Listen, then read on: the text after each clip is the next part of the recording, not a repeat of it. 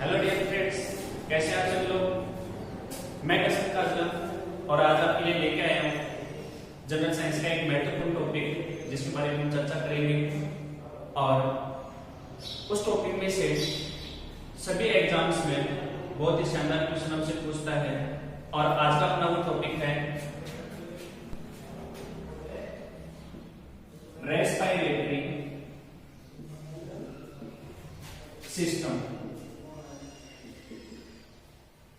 आज का जो टॉपिक है वो है रेस्पिरेटरी सिस्टम यानी कि श्वसन तंत्र। आज का जो टॉपिक है वो है श्वसन तंत्र। डियर स्टूडेंट्स, हमें जानेंगे सबसे पहले कि श्वसन क्या होता है, फिर हम चर्चा करेंगे तंत्र के बारे में कि तंत्र क्या होता है। ठीक है, इसके लिए हम दो चीज देखेंगे। इस पूरे टॉपिक को समझने से पहले हमें दो चीजें जाननी होंगी कि सबसे पहले तो रेस्पिरेशन होता क्या है, और दूसरी चीज हम ये जानेंगे कि इसकी प्रोसेस कैसे होती है। तो सबसे पहले हम जानेंगे रेस्पिरेशन के बारे में। सबसे पहले हम जानेंगे रेस्पिरेशन यानी कि श्वसन। ठीक है, और दूसरी हम जानेंगे इसकी प्रोसेस। इसको कहा जाएगा प्रक्रिया। इस श्वसन की प्रक्रिया क्या होती है। ठीक है, सबसे पहले अगर मैं बात करूं श्वसन शब्द की, तो श्वसन का मतलब है कि जितने भी सजीव हैं उन्हें सजीव कोशिकाओं को जीवित रहने के लिए ऑक्सीजन गैस की आवश्यकता होती है। अब वो ऑक्सीजन हमें कहां से प्राप्त होगी और उस ऑक्सीजन से हमारी सेल्स पर क्या प्रभाव पड़ेगा, क्यों आवश्यक होती है। तो इस बारे में हम कह सकते हैं कि सजीवों को ऊर्जा प्राप्ति के लिए या विभिन्न उपापचय क्रियाओं के लिए ग्लूकोज का विखंडन, इन सभी क्रियाओं के लिए ऑक्सीजन की आवश्यकता होती है। तो ऑक्सीजन गैस को ग्रहण करना और ग्लूकोज के विखंडन के दौरान निर्मित CO2 को शरीर से बाहर निकालने की जो प्रक्रिया होती है वह कहलाती है श्वसन। ठीक है, और श्वसन के दौरान ग्लूकोज के विखंडन से हमें ऊर्जा की प्राप्ति होती है। कैसे? सिंपल सी बात है, श्वसन के बारे में हम कह सकते हैं कि O2 को ग्रहण करना, O2 को ग्रहण करना एवं CO2 को शरीर से मुक्त करना, या तो हम ये कह सकते हैं। अगर दूसरे शब्दों में कहें तो ये कह सकते हैं ऊर्जा प्राप्ति के लिए, ऊर्जा प्राप्ति के लिए ग्लूकोज, जिसका सूत्र भी कई बार हमसे पूछते थे, तो हम कह सकते हैं C6H12O6। ऊर्जा प्राप्ति के लिए ग्लूकोज के विखंडन, ग्लूकोज के विखंडन के लिए O2 को ग्रहण करना। ऊर्जा प्राप्ति के लिए ग्लूकोज के विखंडन के लिए O2 को ग्रहण करना, यह प्रक्रिया क्या कहलाती है, हमारी श्वसन। ठीक है, अब जो हमने क्या किया है, ग्लूकोज ग्रहण किया गया है। तो ग्लूकोज एक क्या है, बिग मॉलिक्यूल है, बड़ा अणु है।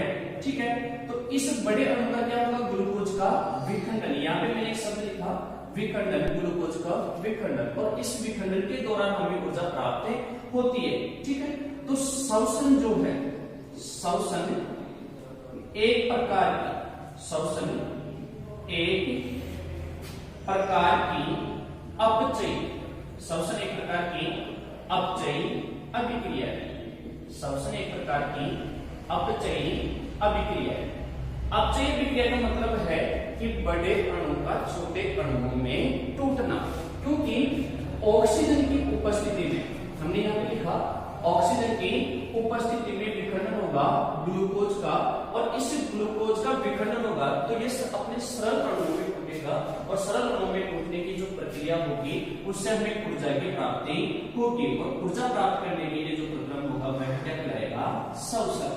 जैसा कि आप सभी जानते हैं, हमने एक चीज सबसे शानदार तरीके से पढ़ी हुई है कि पोषण जो होता है, यानी कि जितने भी भोज्य पदार्थ होते हैं, पोषक तत्व होते हैं, उनको हम अपने शरीर में ग्रहण करते हैं, उससे हमें ऊर्जा की प्राप्ति होती है। लेकिन ऐसा नहीं है कि सिर्फ डाइजेशन से हमें ऊर्जा की प्राप्ति हो जाएगी। जो भी पोषक तत्व हम ग्रहण करेंगे उनका डाइजेशन होगा, डाइजेशन होने के बाद उनके जो पाचन रस बनेंगे, उन पाचन रसों का एब्जॉर्प्शन होता है हमारे स्मॉल इंटेस्टाइन में। स्मॉल इंटेस्टाइन में उनका एब्जॉर्प्शन, अवशोषण होने के बाद वो हमारे ब्लड के साथ पहुंच जाते हैं हमारे शरीर के डिफरेंट सेल्स तक, यानी कि कोशिकाओं तक।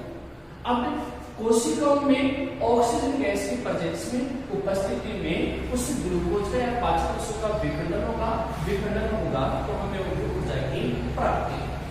अब हमारे दिमाग में ये सवाल होता है कि सर ये बात तो हमने बिल्कुल समझ में आ गई कि एनवायरनमेंट से हमने क्या किया, ऑक्सीजन को ग्रहण किया, लेकिन ये CO2 हमारी बॉडी में आई कहां से? ठीक है, तो अब हम इसके बारे में एक चर्चा करते हैं। सिंपल से फॉर्मेट से हम जानेंगे इसके बारे में कि ये पूरी प्रोसेस होती कैसे। ठीक है, तो पूरी प्रोसेस के बारे में हमने जानेंगे। देखो, बात कर रहे हैं हम रेस्पिरेशन की। ठीक है, अब सबसे पहले यहाँ पे मैं बाइलिंगुअल दे रहा हूँ, हिंदी भी और इंग्लिश भी, ताकि आपको उसमें प्रॉब्लम नहीं होगी। सबसे पहले जो प्रक्रिया होती है उसको बोला जाता है इनहेलेशन, उसको बोला जाता है इनहेलेशन, यानी कि इसको कहा जाता है सांस लेना। अब इसको प्रैक्टिकली जोड़ो, रटना नहीं है हम इसको प्रैक्टिकली जोड़ते हैं, दैनिक जीवन से जोड़ते हैं। कैसे? सबसे पहली प्रोसेस किया हमने इनहेलेशन, यानी कि श्वास लेना। अब श्वास हम कहां से ले रहे हैं? एनवायरनमेंट से, वायुमंडल से। अब श्वास लेंगे तो इस श्वास लेने के दौरान हम क्या करेंगे? यहाँ पे देखो, सिंपल सी प्रोसेस।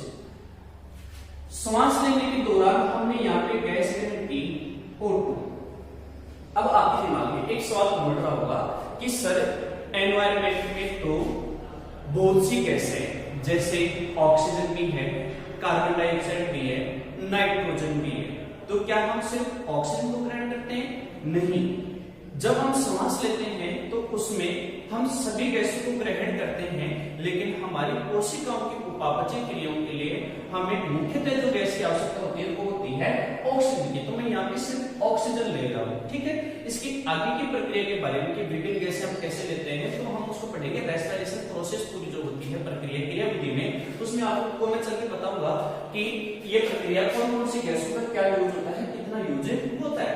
सांस ली हमने ऑक्सीजन, ठीक है। अब देखो ऑक्सीजन जब हम सांस लेंगे तो यह सांस हमारी जाएगी लंग्स में। लंग्स का मतलब है यहाँ पे फेफड़े, ठीक है। इनको आप फेफड़े भी कह सकते हो, फुफ्फुस भी कह सकते हो, ठीक है। अब देखो सांस ली, ऑक्सीजन पहुंच गई हमारे लंग्स में। अब लंग्स से जो हमारा है मुख्य रेस्पिरेटरी ऑर्गन है, मुख्य श्वसन अंग है। श्वसन तंत्र की जो मूलभूत और क्रियात्मक इकाई होती है वो होती है कूपिकाएं, जिनको कहा जाता है एल्वियोलाई।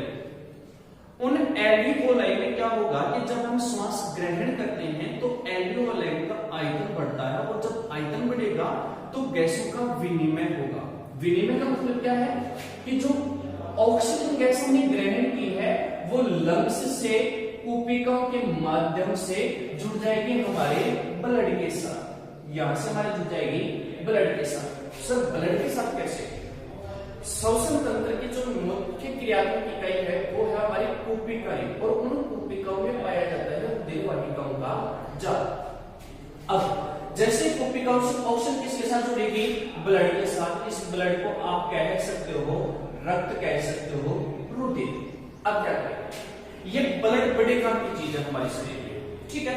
ब्लड क्या है? हमारी बॉडी में डिलीवरी बॉय का कार्य करता है।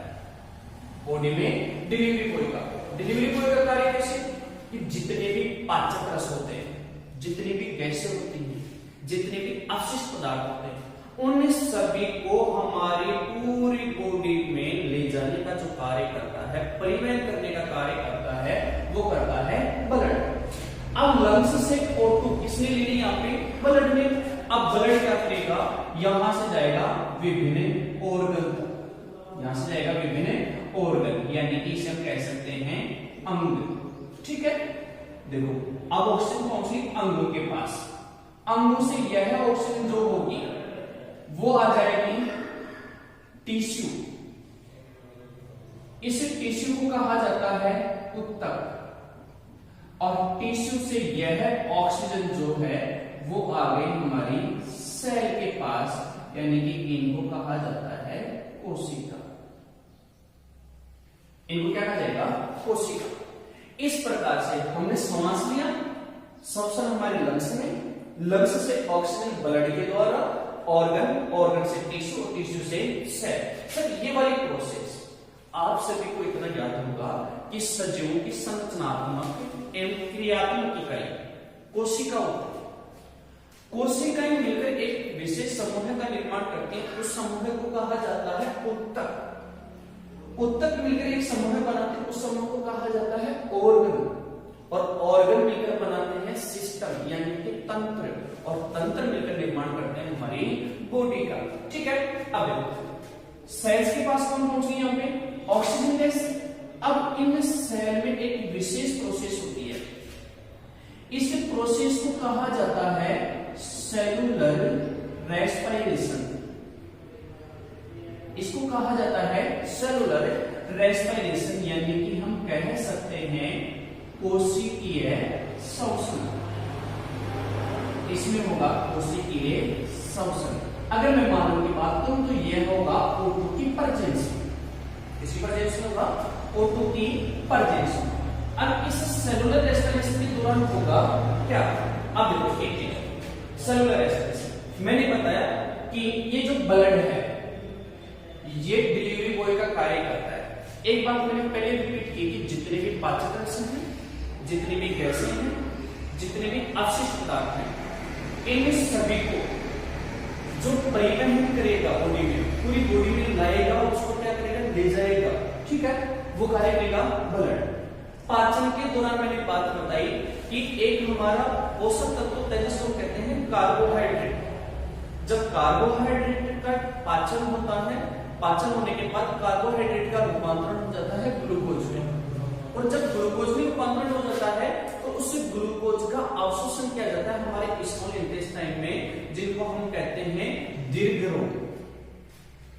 अब दीर्घरोम में इनका अवशोषण करेंगे तो दीर्घरोमों में भी पाए जाते हैं रुधिर वाहिकाएं, जो इन पाचक रसों को क्या करेगी? उस ब्लड के साथ परिवहन कर देगी, और ब्लड लेकर आ जाएगा इसी प्रकार से कहां तक? हमारी सेल में। अब देखो सेल के पास दो चीज आ गई, ग्लूकोज और कौन आ गई? ऑक्सीजन।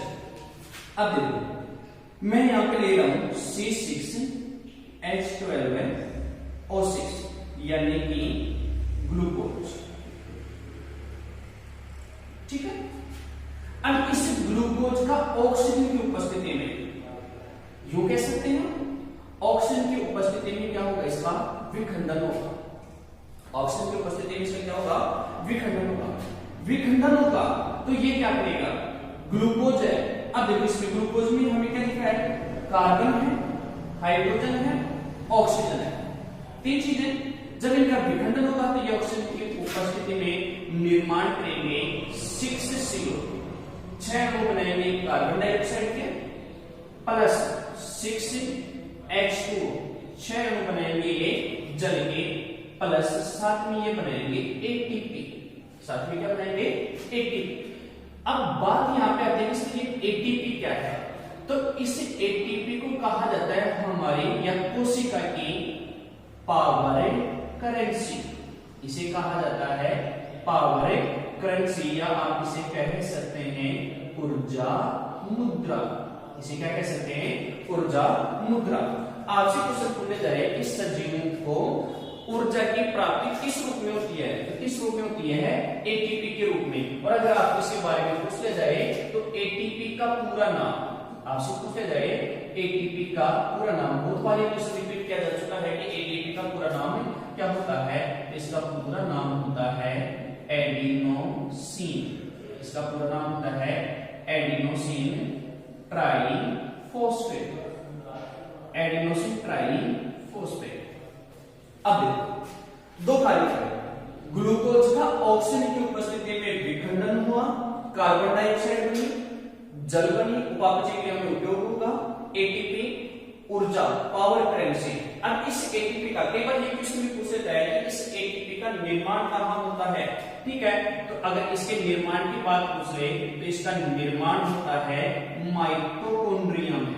इसमें होता है माइटोकॉन्ड्रिया में। एटीपी का निर्माण या ऊर्जा का निर्माण हमारी कोशिका के किस भाग में होता है, तो इसमें होता है माइटोकॉन्ड्रिया में। अब ब्लड ने क्या किया, ऑक्सीजन लेके आया, लेकिन यहाँ पे निर्माण किसका हो गया, CO2 का, और CO2 हमारे शरीर में अवशिष्ट गैस है। अब इस अवशिष्ट को क्या करेगा, स्टोर तो करेगी नहीं हमारी बॉडी, ये क्या करेगी, इसको बाहर निकालेगी। अब बाहर निकालेगी तो बोलेगी किसको कि भाई ब्लड मेरे पास तू लाया था इस चीज को ना, तो जो अवशिष्ट बचा इसको भी तू लेके जा, ठीक है। तो यहां से जो CO2 है वो CO2 सेल से किसमें जाएगी, टिश्यू में। CO2 सेल से किसमें आ गई, टिश्यू में। टिश्यू से यह CO2 किसमें आ जाएगी, ऑर्गन। जैसे जिस रास्ते से ऑक्सीजन गई थी उसी रास्ते से वापस कौन आ जाएगी, ब्लड के साथ CO2।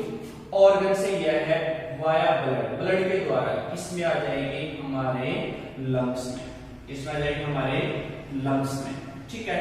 अब लंग्स के पास कौन आ गई, यहाँ पे CO2। अब ब्लड क्या करेगा, लंग्स में लाकर ये एल्वियोलाई को देगा कि भाई एल्वियोलाई यानी कि कुप्पी का ये अपशिष्ट के तौर पर कोशिका ने वापस भेजा है। अब कुप्पी का क्या देखेंगे कि ये मेरे काम की चीज तो है नहीं, मैं क्या करूंगी, इसको बाहर निकालूंगी, ठीक है। तो हमारी जो कोशिकाएं हैं इस CO2 को क्या करेंगी, बाहर निकालेंगे, और बाहर निकालेंगे तो यह प्रक्रिया हमारे कौन से भाग से होगी, हमारे लंग्स से यानी कि फेफड़ों से, ठीक है। और इस प्रोसेस को कहा जाता है एक्सहेलेशन। इसको कहा जाता है एक्सहेलेशन यानी कि श्वास छोड़ना। इसे क्या कहा जाता है, श्वास छोड़ना। एक्सहेलेशन यानी कि श्वास छोड़ना। और श्वास छोड़ने में हमने किसका उपयोग किया, CO2 का। श्वास छोड़ने में हमने किसका उपयोग किया, CO2 का। दो चीजें आपको कंफर्म हो गई होंगी।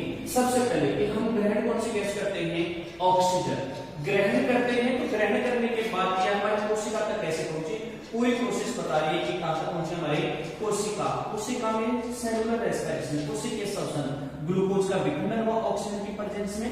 ग्लूकोज के विखंडन से निर्माण हुआ CO2, H2O, ATP।